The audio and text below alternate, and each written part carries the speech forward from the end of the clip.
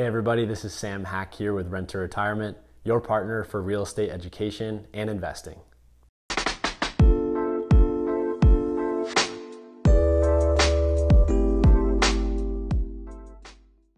Don't forget to like and subscribe and turn on the notification bell below to stay up to date with our videos. We really appreciate your support.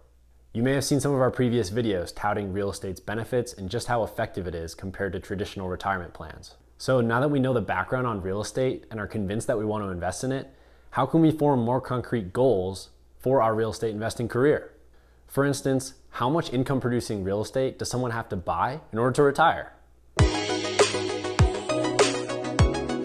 In today's world, the retirement age is thought to be somewhere around 65 years old.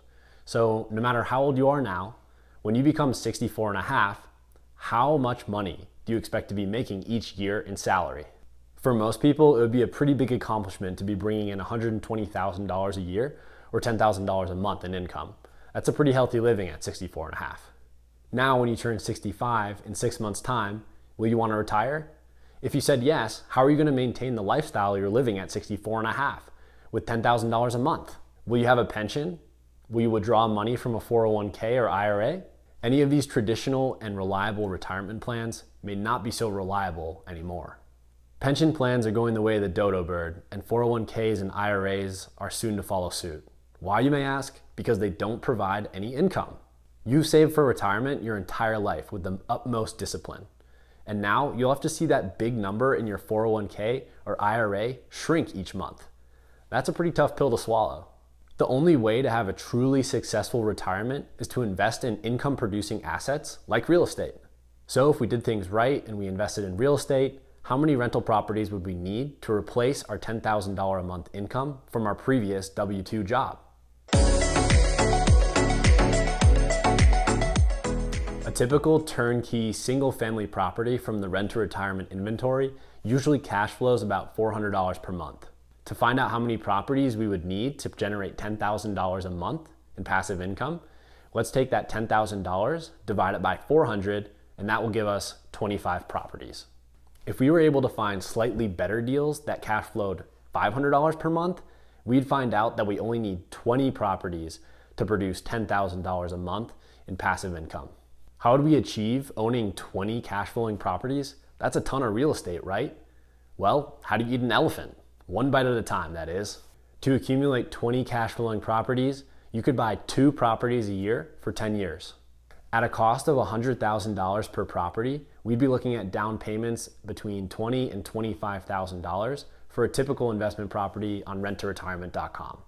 With a down payment of $20,000 per property and a monthly cash flow of $500, we'd be looking at a return on investment of 30%. If you started at 30 years old and you were able to accumulate 20 properties that all cash flowed $500 per month by age 40, what would you be doing waiting around for 65 to retire? You're now making $10,000 a month in passive rental income, and as far as I'm concerned, you're now financially free. Just for fun, let's say you really pinched pennies, saved up your money, and you're able to buy 4 properties per year for 10 years, with each property cash flowing $500 per month. By the end of year 10, you'd be making $20,000 a month or $240,000 a year in passive rental income. During that 10 years, your properties would also be benefiting from equity buildup, which we discussed in our 5 benefits of real estate investing video. It's then possible to redeploy your equity buildup instead of letting it sit in the properties that you own. You could sell one of your properties and use a 1031 exchange, paying no taxes, and use that money to put down payments on 2 or 3 different properties, which would triple your income. By doing this, you're not contributing any additional capital, you're simply reinvesting the income and equity that you've grown over time.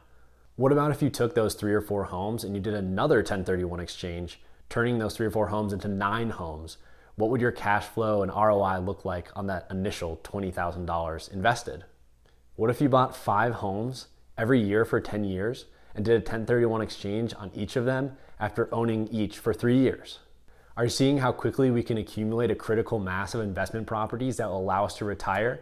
It's really not all about saving up for down payment after down payment. As icing on the cake, you can also use cost segregation studies, which I'll explain in a future video, but these allow you to reduce your amount of taxable income which will allow you to redeploy capital even faster. A lot of this might come at a surprise to a lot of you who are just learning the ins and outs of real estate, but it's truly a wonderful asset that has lots and lots of flexibility compared to the traditional retirement plans that people speak so highly of.